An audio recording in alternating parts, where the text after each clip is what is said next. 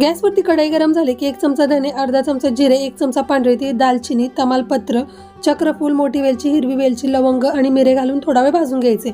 भाजल्यानंतर ताटामध्ये काढायचे. कढईमध्ये सुक्या नारळाचा किस घालून घ्यायचा, तोही भाजून घ्यायचा, बाजूला काढून घ्यायचा. आता कढईमध्ये सोललेले हिरवे वाटाणे ते घालून घ्यायचे, एकसारखे डाग पडेपर्यंत भाजायचे.